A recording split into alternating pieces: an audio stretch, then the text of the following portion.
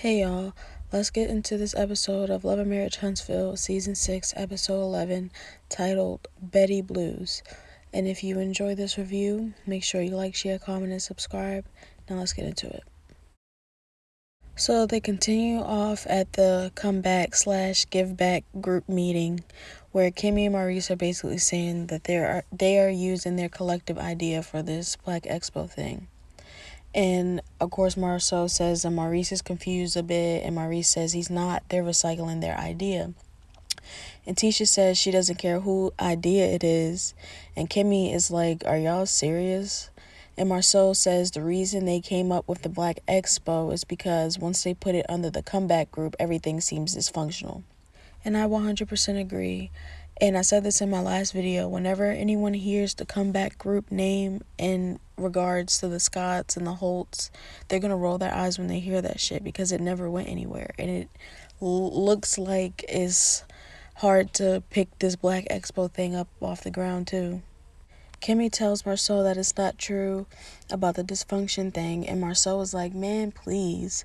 And Kimmy says that he was the biggest dysfunction of the group and says that he still is. And Marsau says, well, that just makes it dysfunctional. And I think Martel was trying to defend Marsau, but I couldn't really hear him over Kimmy and Marsau yelling. But I don't really think that it's fair for her to say that Marsau was the biggest dysfunction of the group when all 6 of the same people are still together and they still can't figure it out. So they all contribute to the dysfunction, and I don't really think it was fair for her to say that. Now, obviously, it was probably just in the heat of the moment, but they all can't get it together. So it's not just one person. They just don't work well together, obviously, when it comes to this initiative. Marsau says Melody has expressed that she doesn't want to be a part of the comeback group several times. And then Kimmy asks Mel if she has any aversion to them calling it a comeback group initiative of sorts, since she's the one who wanted to dissolve it. And Melody says no.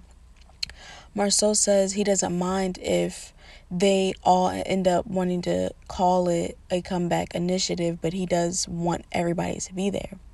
And then Melody asks Tisha and Marsau if they even have a date. And at first, I'm thinking, how the hell can they have a date when they're still trying to figure out if everybody's even going to be there? Tisha says that the date is March 8th. And Mel just kind of shakes her head like, mm-mm. And Marsau looks at Mel's face and says, well, damn, she probably booked. And Maurice laughs. And Tisha says, that's fine, just let them know.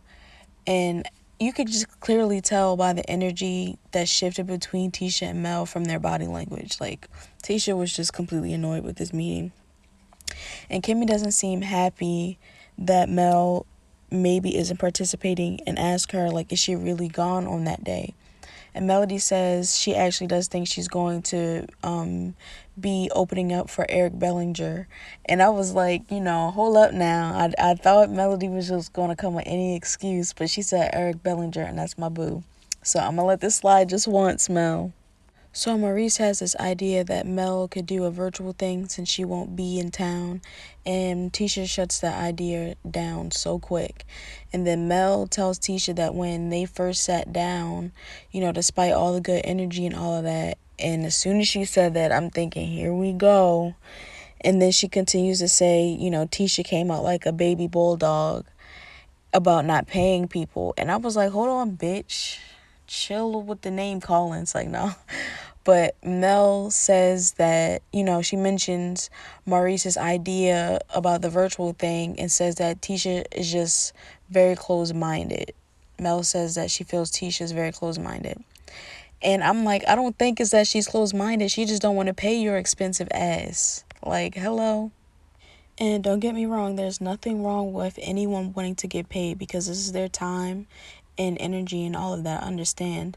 But even if Tisha and Marsau did offer a compensation package, would it have even been enough? I kind of just feel like Mel would have just looked her nose up at it or whatever regardless. Maybe everybody would have, but, Mel has the most clout out of everybody at that table.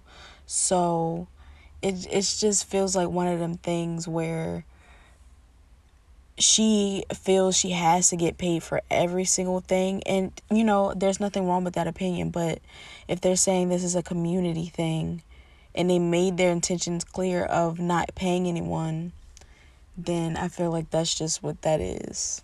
So Mel calls Tisha out and says that she just don't think Tisha wants to be there. And Tisha cuts her off and says, well, if she didn't want to be there, she'd literally get up and walk out.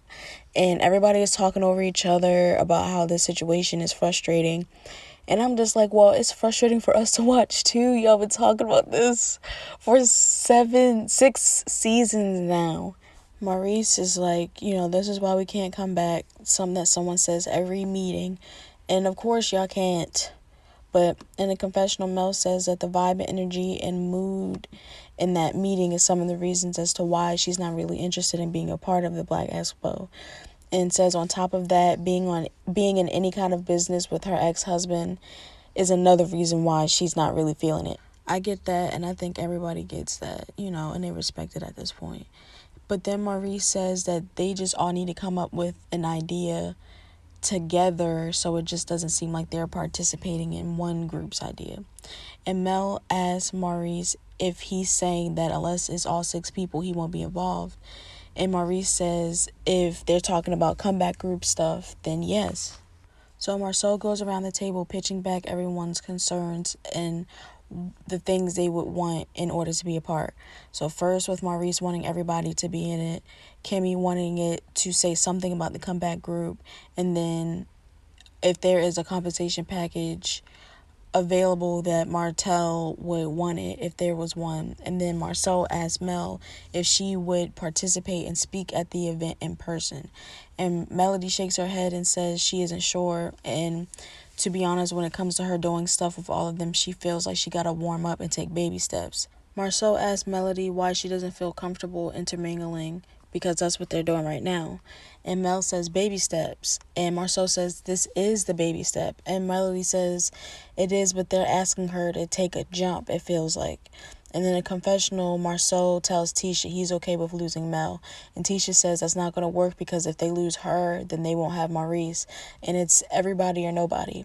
And Marsau says Maurice is so passionate and he could ruin it for everyone.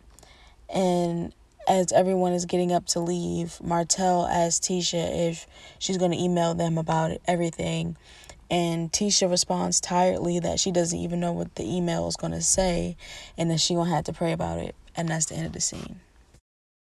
So we're with Mel, and in her confessional, she says with everything going on, she feels she needs to cut loose and have some downtime. So she figured she'd take a pole dancing class, and says that she wanted to invite her friend, her ride or die, Nail Fletcher. And I'm like, I don't know about ride or die, because the way she was coming at her at that baby shower about Sheree and her poom poom, that didn't sound like a ride or die, because she wanted to know the tea. But anyways, Mel says the thing about Nail that's kept her in her inner circle is because she's continued to show her ability to be loyal and honest with her. And it doesn't mean they always agree, but she doesn't question in her heart that she's pure when it comes to her. Mel asks Nail if she's going to practice what they learned tonight. And Nail says, forget what I'm doing, what you've been doing. And asks Mel how her Valentine's Day was. And Melody says that she had a great Valentine's Day. It was amazing. But she turns away from Nail so she kind of don't have to see her face, and then asks Nail what she and Chris did. Nail says she saw Mel on Instagram and asked her where she was. And Mel's like, she was out of the country. And Nail asks with who, because she's seen an arm and stuff, and says that Mel knows that the millimeters want to know. Girl, fuck them millimeters. Anyways. In her confessional, Mel says Nail has known her long enough to know that she doesn't say what she don't want to say, but she trusts Nail enough to spill at least one bit of tea, not all of it, but a little bit.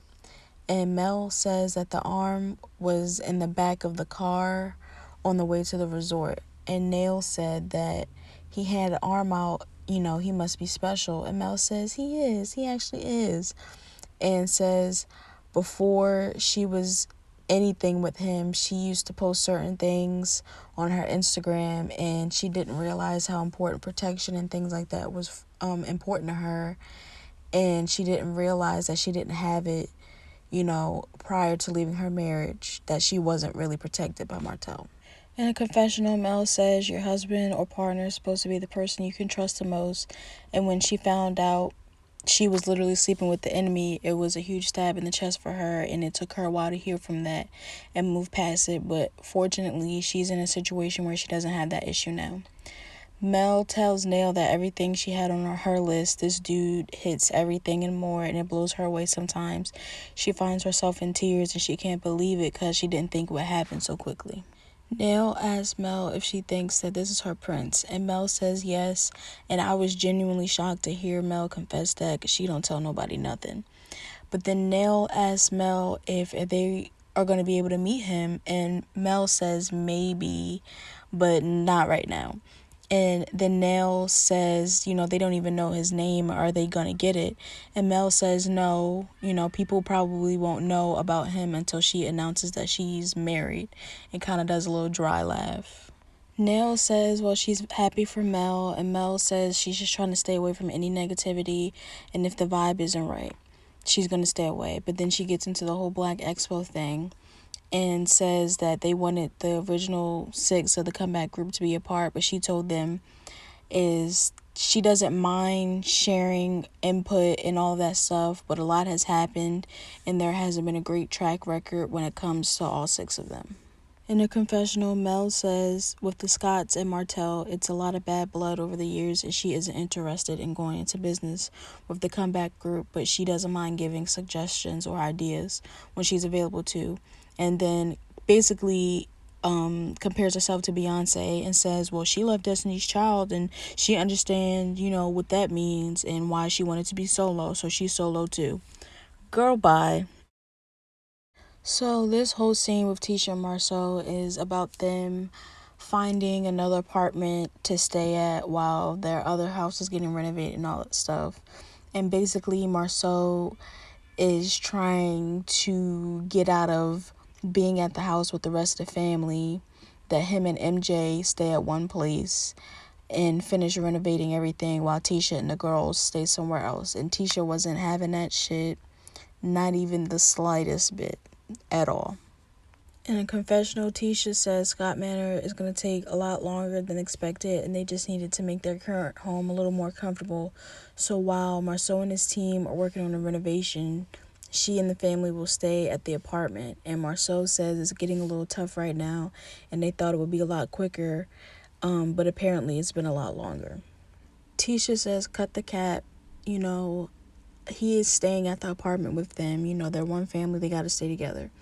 And says that he and MJ aren't going to have their little bachelor pad. And Marsau trying to be smart, saying a father and his 16-year-old son is in a bachelor pad. And Tisha says she doesn't know what else to call it. And Marsau says he's doing it as a sacrifice. And because Tisha's kind of making faces, he's asking her to listen to him for a second, because she's rolling her eyes. And Tisha says she's listening, but he's saying the same thing he said 10 minutes ago. And Marsau is like, whoa, that's a little rude. And Tisha says she's not trying to be rude, but he's saying the same thing. And he asks if she can hear it twice because he feels like that she didn't really hear him. Tisha puts her hands on her head and says this is frustrating her just like the other day. And I think she was talking about the comeback group. And Marsau says he's feeling somewhat of the same frustration that Tisha felt at that meeting. And Tisha says that she understands, but some things she isn't standing for. He can do all the work and come back to that same place to sleep. That's it. And Marsau says, okay. And Tisha says she's just making sure that they are clear.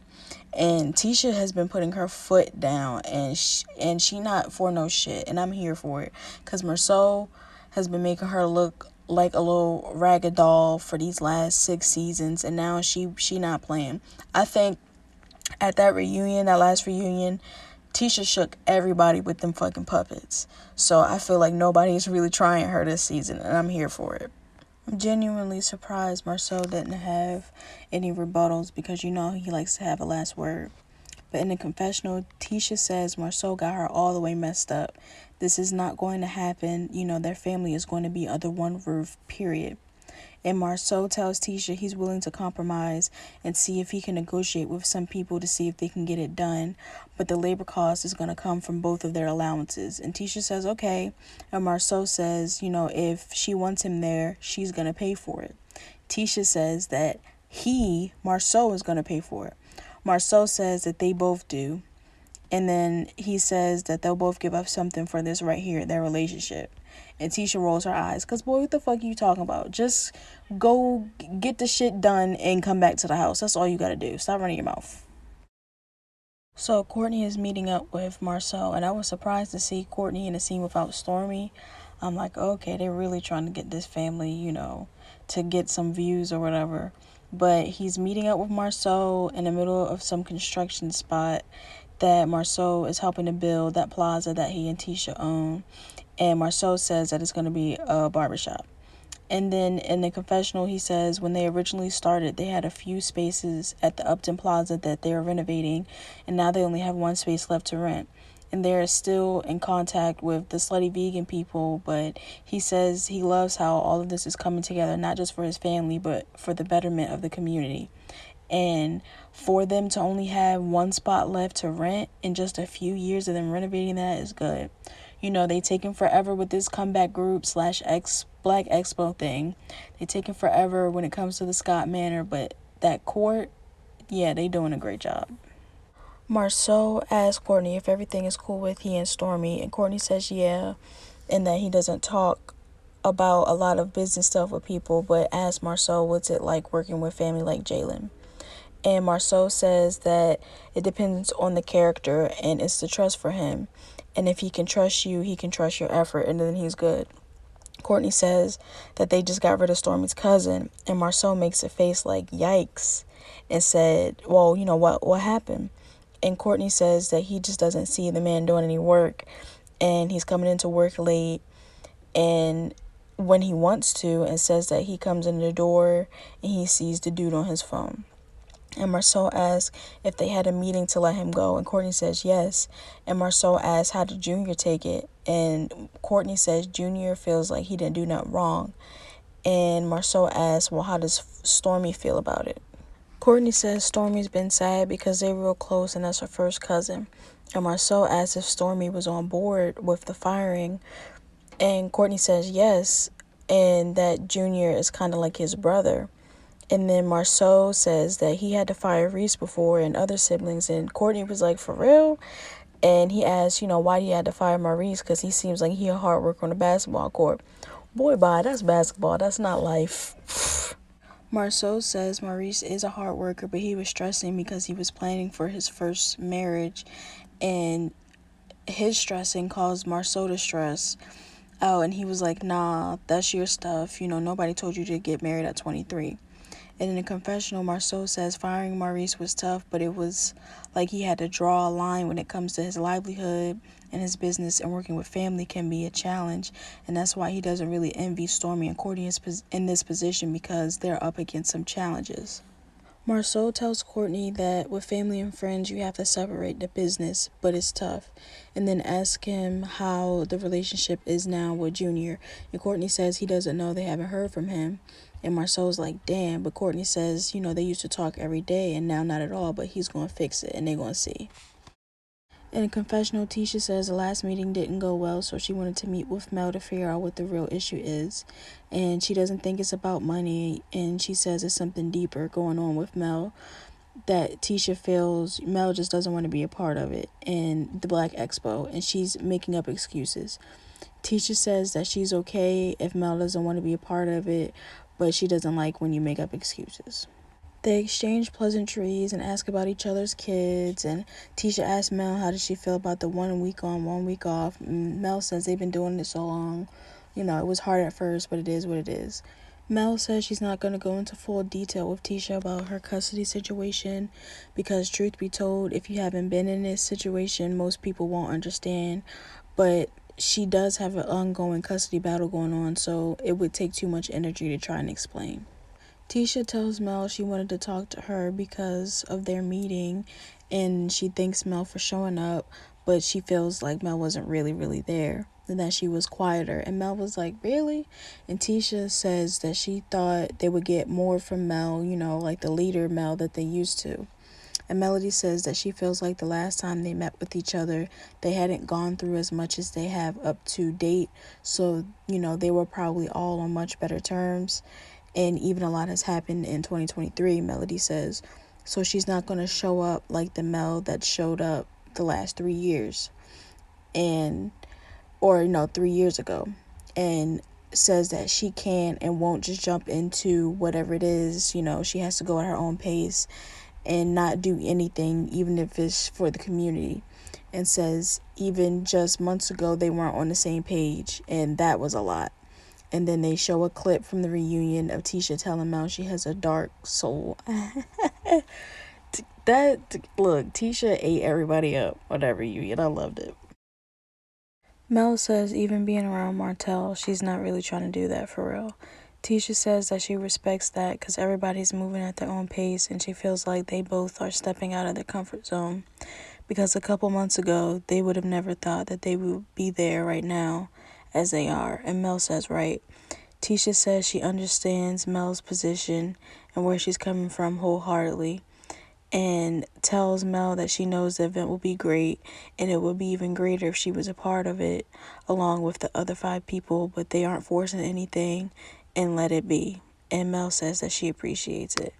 And it seems like these two are finally coming to some headway, respecting each other's boundaries, so that's great. In the confessional, Tisha says the points Mel is making are valid, and, you know, she can respect it. However, it's not about them, it's about the community, and that's where she had to get to, pushing her personal feelings to the side and focusing on the end goal. Melody tells Tisha that their conversation is a lot different than when everyone was together, and Tisha's like, And Melody says that she doesn't want everything to be made about her. Like, is she going to do the event? Why or why not? And, you know, she doesn't want them to try to convince her. She's not trying to hear all of that. And she doesn't mind sharing ideas behind the scenes. Tisha asks Mel if she's willing to come support the event and even just show up. And Melody says maybe, but she has a performance out of the state, but maybe so.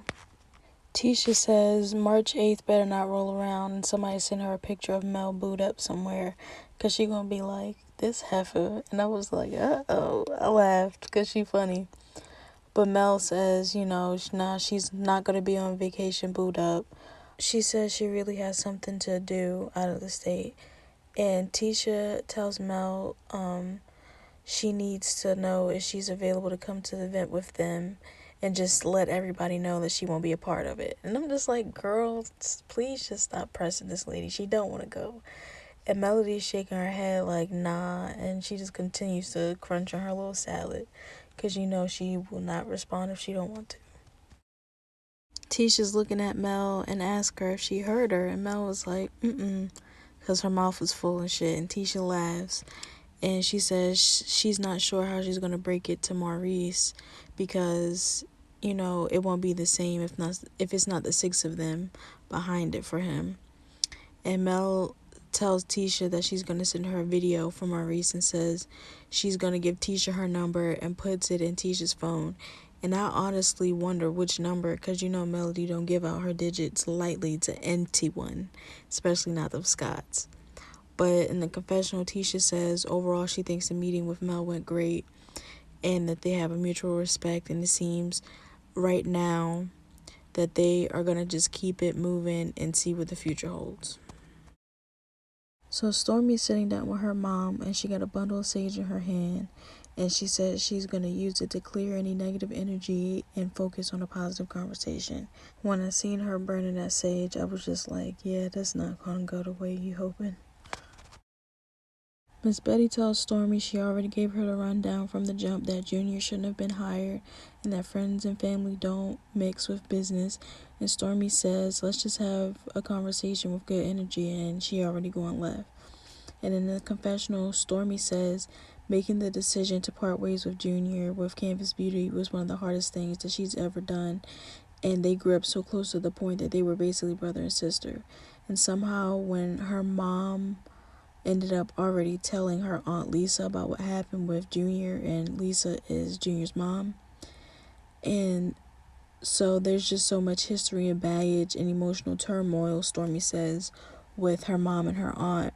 And she really wishes that her aunt would have learned about what happened with her and Junior another way. Stormi tells her mom, her aunt, and Junior that she knows that in their family, when stuff goes left with she and Junior, it trickles to her mom and her aunt, and she doesn't want to see that, but they already know now what happened, that Junior got fired. And Junior gets up from sitting next to Stormi and goes to sit next to his mom, and I was already like, oh shit, this is about to go very left. Lisa says she doesn't understand why Stormi didn't feel it was necessary to tell her about Junior getting fired. Stormi says she was under the impression that Junior was going to let her know, but she says that, she found out from her mom. And Lisa says, yeah, your mom told me. And Miss Betty tells Stormi that Lisa came to her house and they were talking, and Lisa was saying stuff about the warehouse. And Miss Betty just straight told her, Junior is fired, right? Lisa said she didn't appreciate Miss Betty telling her like that, like off guard. And Miss Betty says, off guard? Lisa says yes, because she had no idea. And Miss Betty took it upon herself to tell her that Junior don't work at the warehouse no more. And that he said something about Stormi and that she was about to whoop his butt. And then Stormi looks at her mom and it's like an awkward silence. But then Miss Betty kind of smiles and said that's not what she said. And Junior said that, who gonna whoop his butt? Lisa says that was what Betty said. And Betty says to Junior that he knows that she don't bite her tongue for shit. But she feels like for all the stuff Stormi has done for him not to have her back, when stuff was messed up in the warehouse, and for him to say that he was just an employee when he's her cousin too. Junior says, yeah, but there's only so much that he can see. And Betty says, yeah, but what he did see, he didn't tell her. And Lisa asks if she may speak. And Stormi says yes. And then she leans up in her seat and looks straight at Stormi and asks, whose business is this, hers or Miss Betty's? And Stormi is too stunned to speak, child. Like, ooh. And she don't want to be disrespectful to her mother or her aunt, so I would have been stuck too. Both Betty and Lisa tell Stormi to say what she gotta say, and Stormi deflects and asks Lisa how she felt about not hearing it from Junior. And Lisa says Junior is 29 years old. She can't tell him what to do, and his auntie definitely can't tell him what to do. And Betty says she's not telling him what to do. And Lisa asks Betty, so why every time she get mad at her child, she talk about needing to whip his butt or cuss him out? And Betty says that she didn't say that. She was pissed at how he treated her daughter. And that Stormi took the time out to pay $15,000 to get Junior out of jail. And Junior yells, Junior went to jail. Who gives a fuck? And Lisa jumps up and says, take this mic off her. And that, Betty don't have no right to talk about her child and what he did, and that everybody isn't perfect. And I was like, well, what the hell he do? Oh my goodness, it's tea. And Lisa said, Betty ain't perfect, and she not perfect, and Stormi ain't perfect. And she says that Betty gonna say that Stormi went to jail one time. And I was like, oh my goodness, it's a family full of criminals. It's like, nah, but for real, what is everybody doing? Why y'all spilling each other's tea like this? As Junior and Stormi are trying to calm Lisa down, Betty just sitting there and she starts laughing, and Stormi's like, why are you laughing? And Betty says, because she's talking about, you went to jail. And Stormi was like, okay. And she did go to jail, and she don't give a fuck. She was 19. And Betty says Stormi was mad at somebody and tore that shit up. In the confessional, Stormi thanks her aunt for letting everybody know she went to jail when she was 19. And she said she sat in there for 3 days, and when she met the judge, he realized that she was this amazing college student, and he threw out the case. And there's still a mugshot of her out there doing like this, and here wrote a picture, and she poses and laughs. And then Junior is still trying to calm Lisa down, and she says she's through. And Stormi asks Miss Betty if she can talk to her sister, and she straight just says no, shaking her head not at all. And Lisa tells Betty that she just likes to run her mouth. And Betty asks, is she lying though? And Stormi keeps asking if she can just talk to her sister and calm her down. And Betty keeps saying no and that she's not going to be fake with it. And Stormi says it's not about being fake. And Lisa just walks out the house. Oh my goodness. These sisters, child. I don't know what this beef is, but it runs deep. In a confessional, Stormi says, hearing them argue, she realizes that this isn't about her and Junior at all, and it never will be. It's about her mom and her aunt, and they have real issues with each other and everyone else. And Junior says to Miss Betty that she thinks airing everybody's laundry out is cool, but is all her clothes clean. And I was like, well, come on now, church.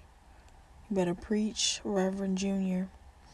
But Betty tells Junior that she don't want to talk to him. And Junior asks why not. And Betty says, because he's a condescending little prick. And I was like, you can't be name calling. You can't be calling your nephew names. Miss Betty, that's not nice. And Stormi cuts in before it gets worse and says, it's not even about this. And she is referencing her situation with Junior.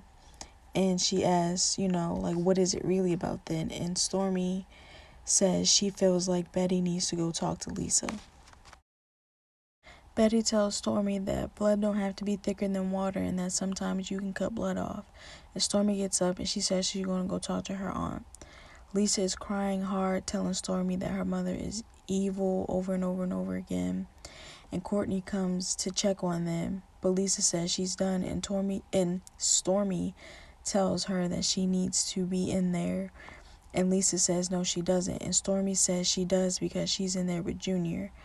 And Lisa says that Betty better leave him alone. And Stormi says it's going somewhere where she needs to be. And then Lisa jumps right up and goes inside.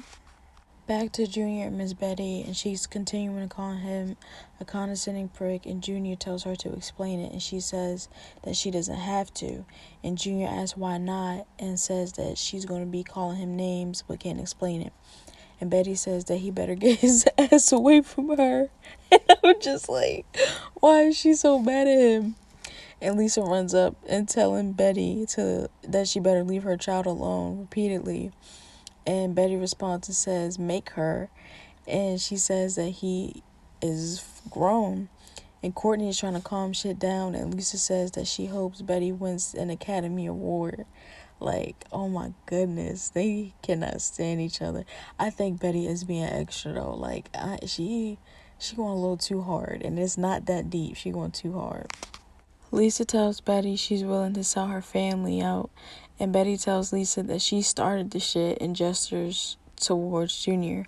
And Lisa says she hopes that Betty appreciated it because she's no longer her sister.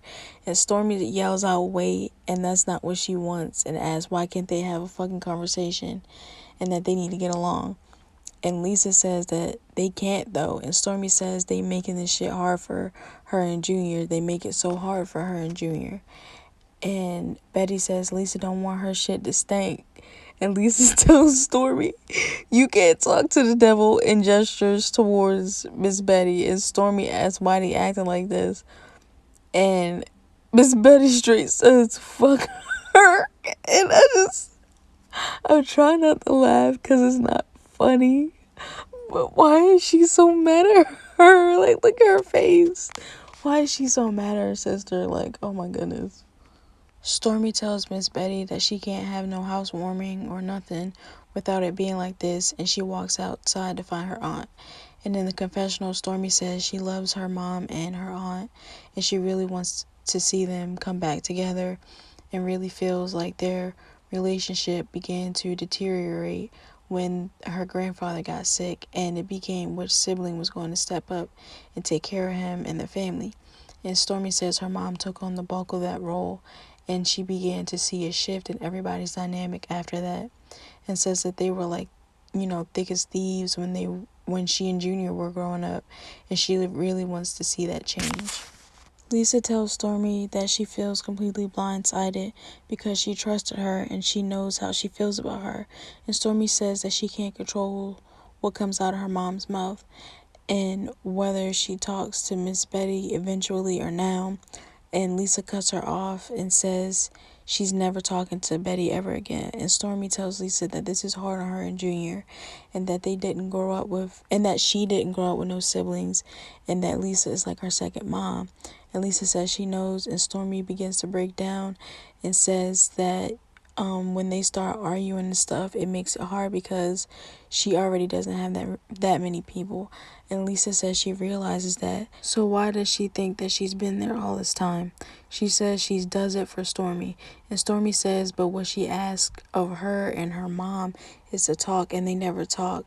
And she asks if her and her mom can talk for just a minute. And Lisa says no, she can't talk to Betty, and she don't ever want to talk to her again.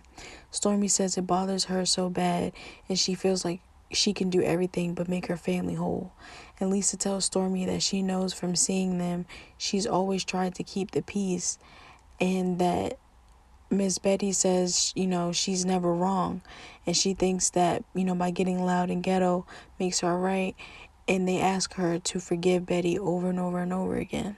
Stormi tries to say she wants them to get to the point with each other, but Lisa cuts her off and says that it's not going to happen, period. And that Betty always thinks that she can do and say whatever she wants, and tries to act like her children, Lisa's children, ain't about shit. And Stormi puts her heads down when Lisa says that.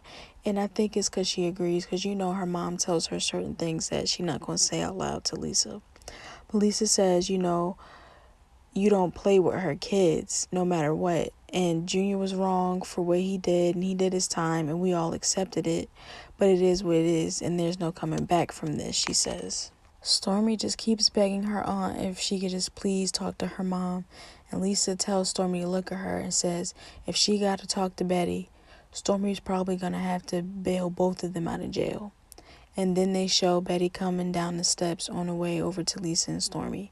Lisa says to Stormi that she loves her to death, but Betty is making shit go left, and says to Stormi that she's been letting Betty continue.